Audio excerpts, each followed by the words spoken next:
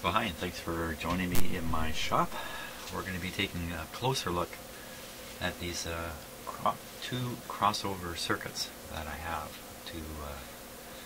that go with a console stereo that I've been working on. So, in the last video, I had them connected to a speaker, and I just used my ears to listen to the sound and make some judgments about how well they were operating.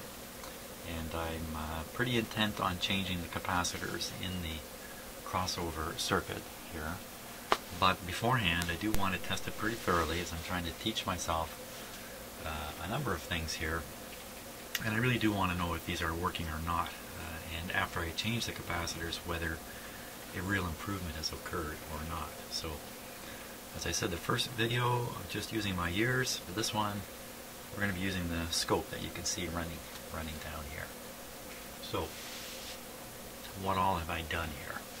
I've also incorporated the frequency counter, so I know exactly what frequency we're operating at. And lastly, if you notice, you can't hear anything. I don't have any speakers connected, even though they're sitting here. They're not connected. Instead, I don't know how clear you can see this among all the clip leads, but there's 3 10 ohm resistors here. I tested them. Each one is actually 10 and a half ohms, oddly enough. And perhaps that half ohm is from the leads I was using, but they're basically 10 ohm resistors. That's to model the speakers. And yes, the speakers are generally 8 ohms with some variation based on frequency. 3 10 ohm resistors is going to do just fine. So I have one resistor here for the bass, mid-range, and the treble resistor is up here. And I have the whole thing wired up and pretty much ready to go.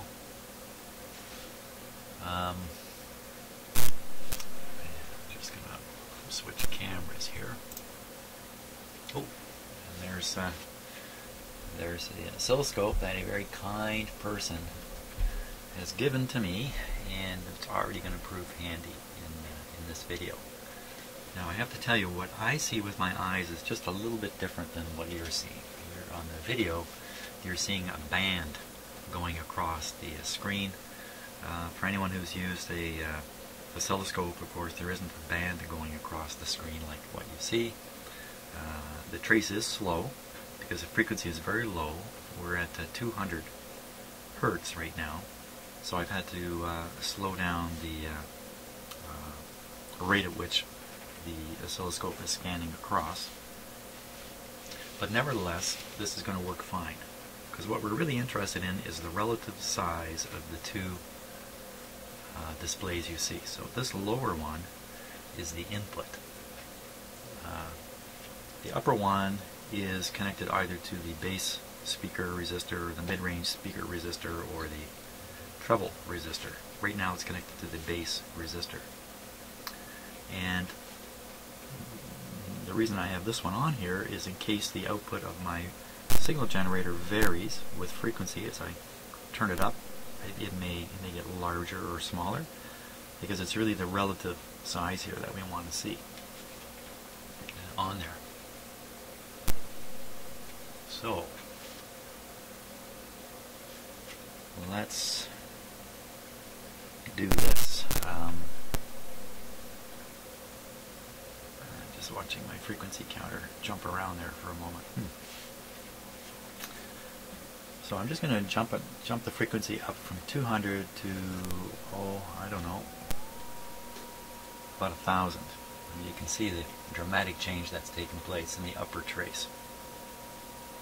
Okay, so this is represents a signal that would be going to the bass speaker. Not much. Now I'm just going to bring it down at a steady rate.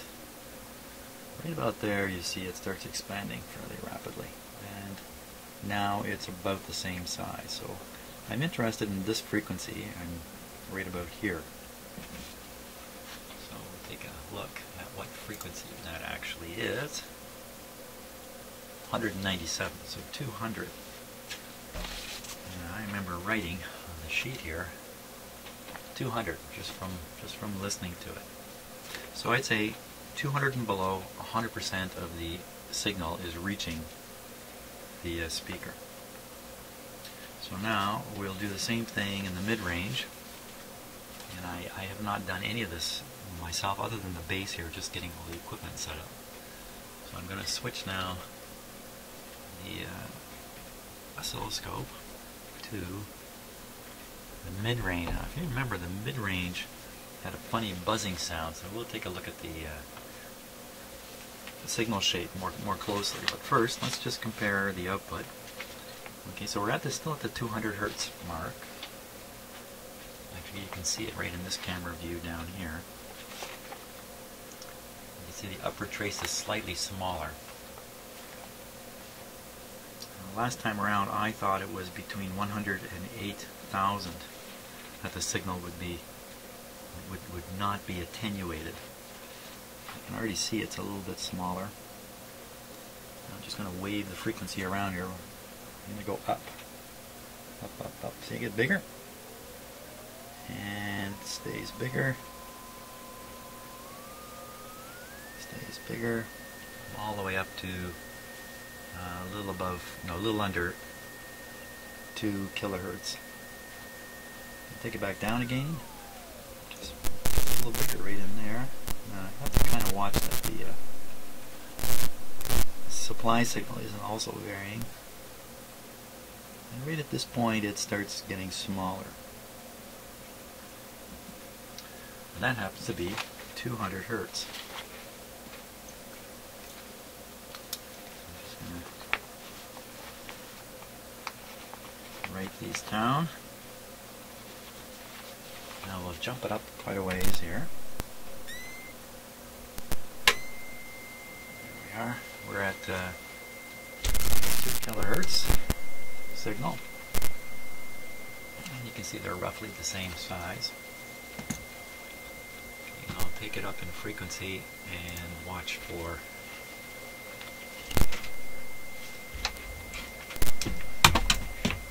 here we go. Heading up now. 3, 5, 6, 7, 8. Still about the same size.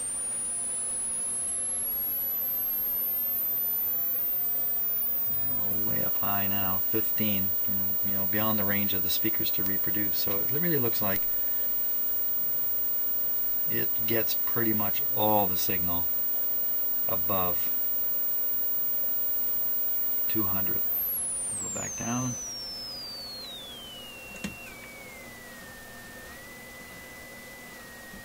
Okay, so we're at down, down, down, down, down. Right in there, it starts dropping off. And that, yep, that's right around 200 hertz. Crying out loud. Complaining about my mouse. Okay, so we're at 208 on my. So that's pretty clear. Below 200, going to the bass speaker. Above 200, going to the mid-range. Although these things are just rolling off. Of course, they don't come to a sudden stop by any means. Now, let's switch up to the treble speaker here.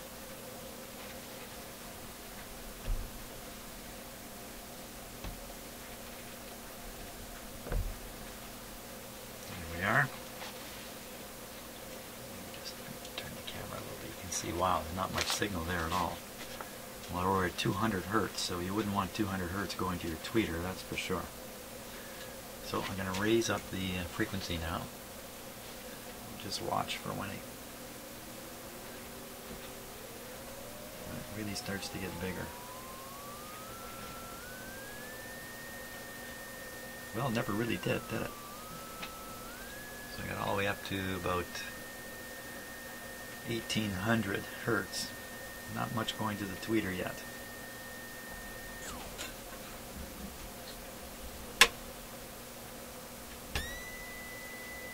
Okay, now we're at 2 kilohertz. Okay, and up we go. More signal getting there.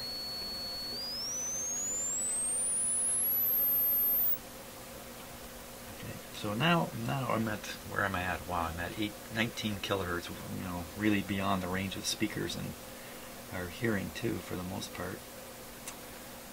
And I'll back it down.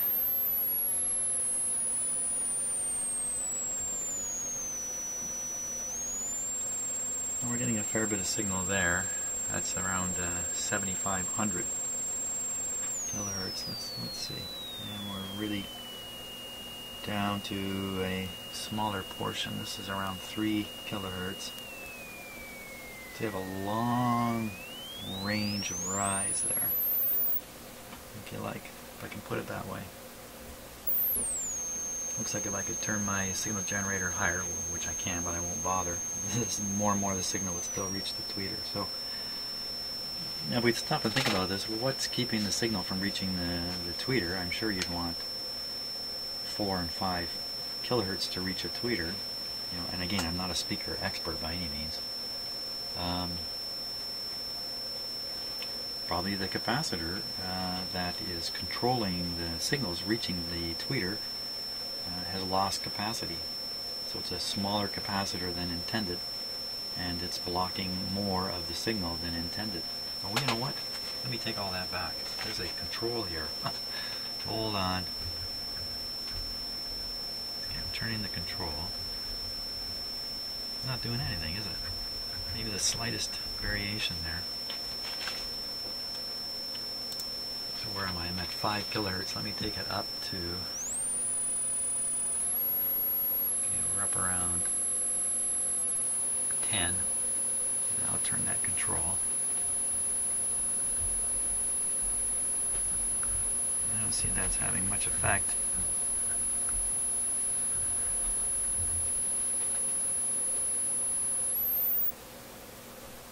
Take it up much higher yet. Control has no effect really. Let's take it way downwards. Where we were around 1800 hertz. And that control is just not doing much of anything.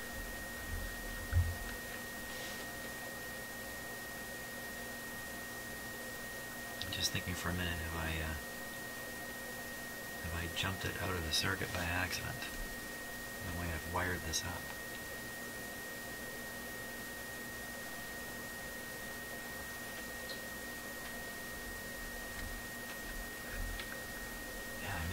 This in the wrong spot. Let me move the signal wire.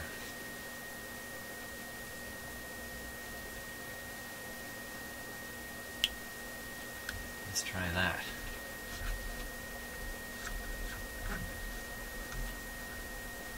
And I may not have had that wire in the right spot on the tweeter, so let's repeat the frequency. Here we go. Next to nothing now. Still staying very, very small. Let me turn the control. One extreme and the other. And I just messed this up even worse. What have I done here? No, I'm pretty sure I now have the tweeter wired correctly.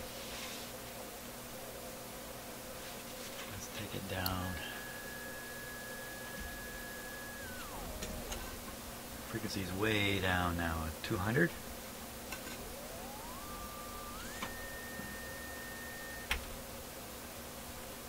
Just jumped it up to 15 kilohertz. Wow, let's go real high. We're at it could be 200 kilohertz. There's something. Well, of course, the output of this signal generator is going a little wild here. I'd say basically there's just not much signal getting through at all. That's what it looks like to me. Yeah. And again, that wouldn't be too surprising. If the capacitors are worn out, capacitance has dropped because it's dried out. then it's going to pass less signal. So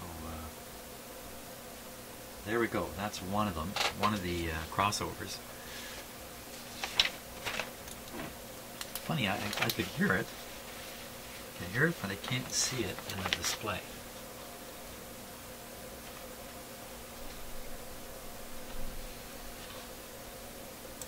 I could hear it on the other video when I had a speaker hooked up.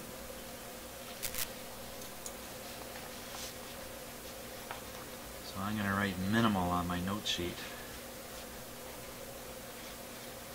Okay, now I'm going to switch to the other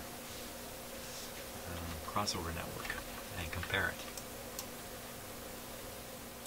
Okay, started changing the wires over to the other crossover network and realized I had still made a mistake with the treble on this one. So now I have it corrected. I have it connected correctly. Now just watch what happens as I turn the treble control. Voila. There we are. Okay, so I'm going to turn it up high, whatever high means exactly. And we'll repeat the frequency thing. That explains why I could hear it but not see it, because I didn't have the signals connected correctly. Let's try it again now. Where are we? We're at 18.5 kilohertz.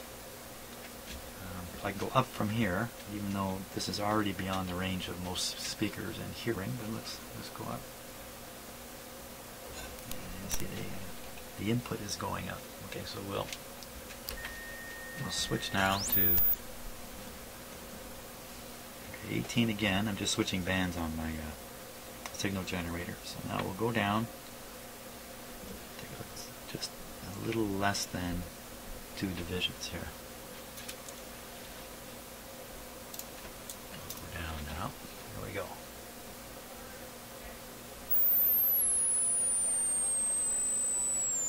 Quite a roll off right in there.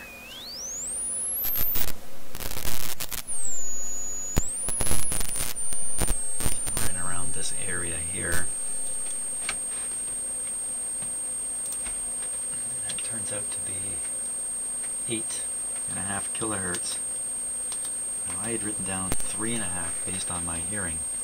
But you know, there's the reproduction of the speakers, there's my own ears.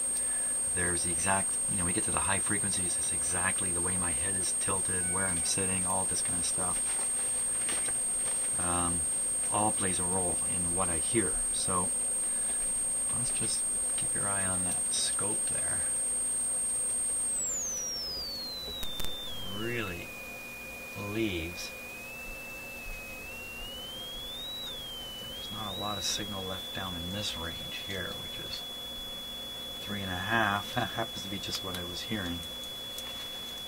So I would make this to be 4 kilohertz, but you can see it's not any particular clear definition, of course.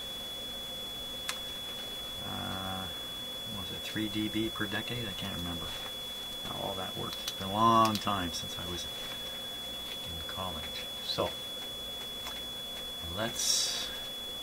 now I'll switch to the other crossover. Okay, so here we go. We're on the other crossover network. We're on the treble. Current frequency is 3500, same as where I left it off. I'm going to turn the control. You can see a change there. Okay, I'll leave it up high, whatever high means. Either I'm moving the crossover point up and down on the treble, or I'm just reducing the amount of signal reaching the like a volume control on the treble. I'm not exactly sure which one it is. So I'll take the frequency up first. Okay, we're getting. It just seems to be rolling off the whole time. Right now we're up at 11.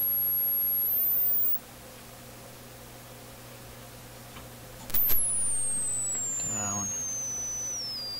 It's like half gone already. That's at 5.4.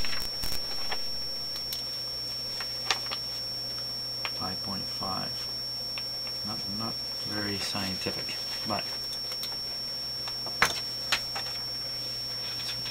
let's switch now.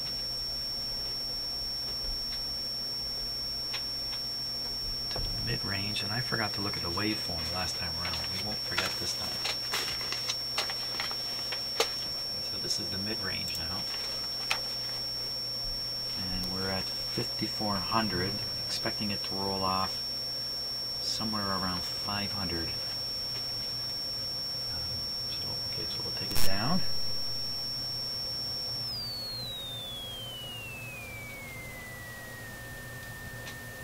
Okay, we're at 1800. It still hasn't really rolled off. Okay, so we'll switch to here. Now we're at about 1500 here. Input's very similar to the output. There we go.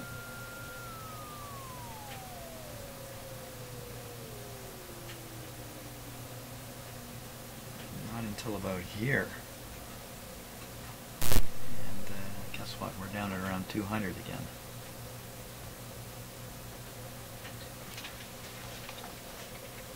So my ear told me 500. This thing's telling me 200. I think I'm going to believe the 200. It's just possible that the bulk of the signal below 200 is being fed at the woofer. And there just isn't a lot left to go anywhere else. That's really why this is rolling off. I suppose it's a network, so you really can't separate it all out like that.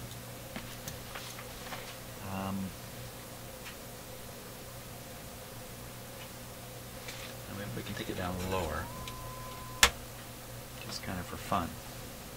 So there's the 200. Actually, that's about 175 in fact. Down we go. Now, this thing was all distorted. Let's examine the signal. So we'll take a look at this.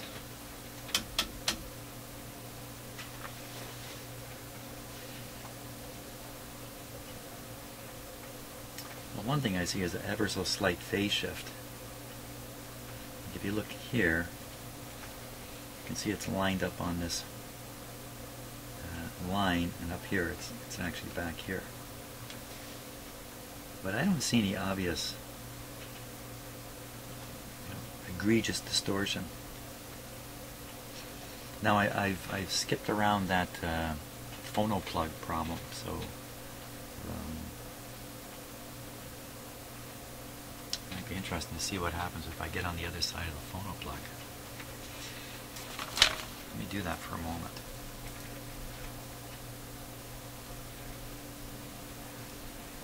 As soon as I find the end of the wire here.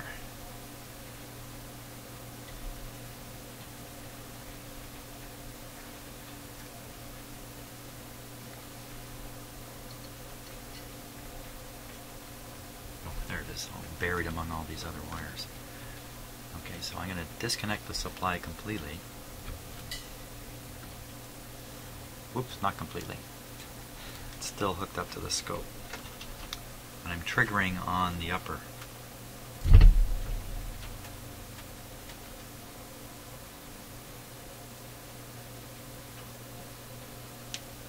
Trigger on the lower one.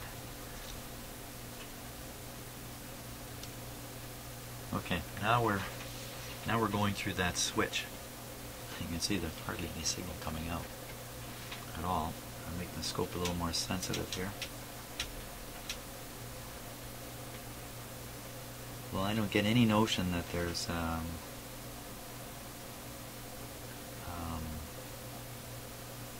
some kind of rectification going on here.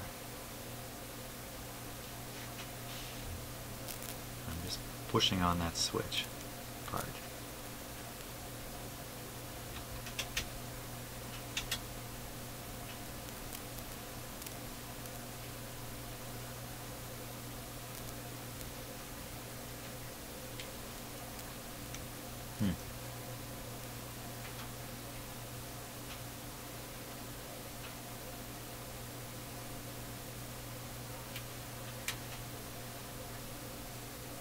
Hard to stabilize this. There we are. Yeah, I don't see any, these two waveforms look the same. I still see the slight shift.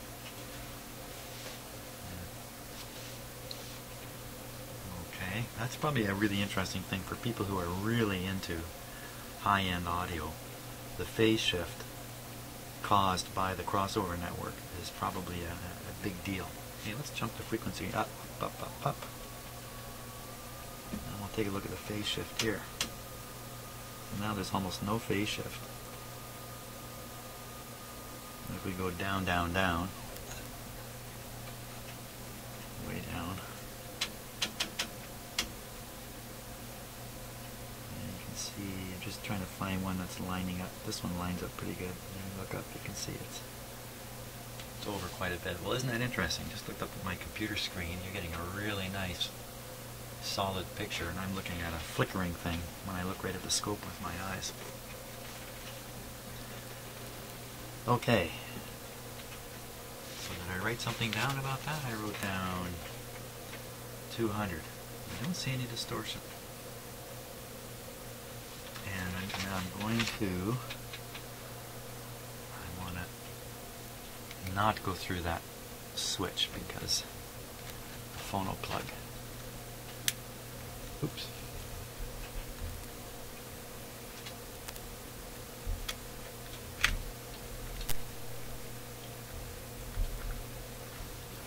I just don't want the influence of the bad phono plug. Here, there we go. Okay, let's take a look now at the bass response. There we are. That's the bass response at 475 hertz. You can already see it's really reduced. Now take it down.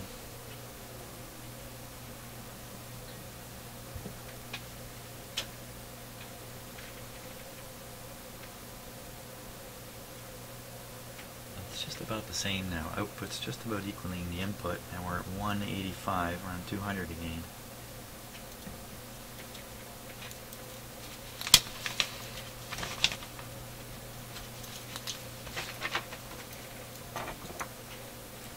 Nowhere do I have any information. Oh, yes, Draper. You want to go outside in the rain, do you? Yep, away he goes.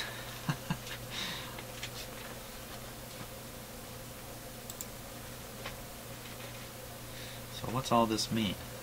You know what? It doesn't mean too much until I replace the capacitors and we do this whole thing again. And see what the change, if this works any different at all, really. Plus I want to test the capacitors for their capacitance in the whole shot here. So, oh, I know what we can do. We can take a look at the circuit diagram again.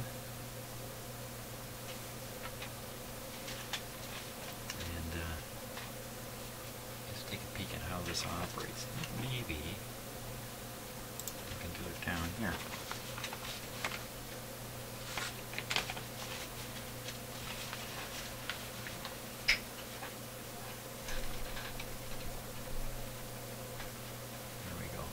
Put more light on the scene here. My camera's frame rate goes up. So there's the woofer. There's the black lead that's common to all the speakers.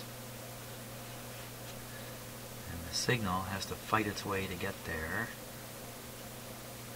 Through first an inductor. Not much of a fight for low frequencies to get through the inductor. And then here you can see it's got a capacitor to allow the higher frequencies to take off this way. Interesting, it's on this side of the inductor. And that's what supply, like, oh, you know what, that's going to ground there, isn't it? So that makes a bit of a filter this way. It dumps any highs that made it through here, or doubles the roll-off rate, if you like. Now let's look at the other ones.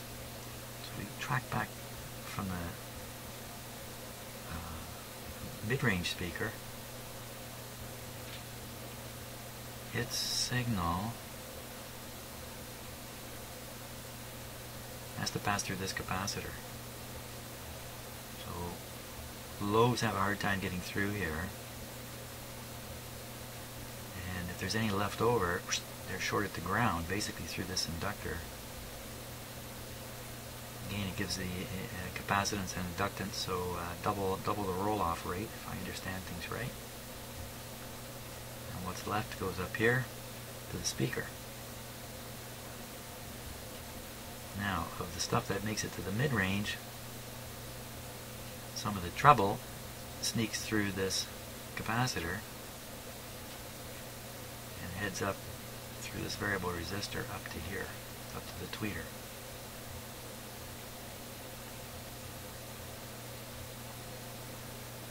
There's probably all kinds of ways to arrange these circuits, and the exact type of speaker you have here is going to have some influence. These things are all part of the network.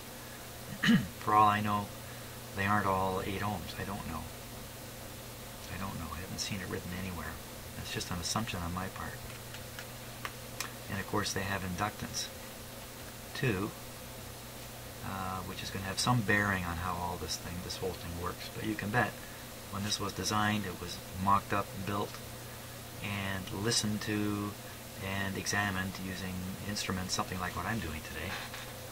Probably a little bit of a better job though, in order to arrive at a really good result. That's my guess. So there we go. From here, the next thing to do is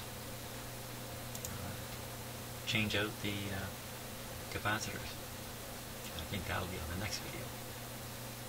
Hey, thanks so much for watching.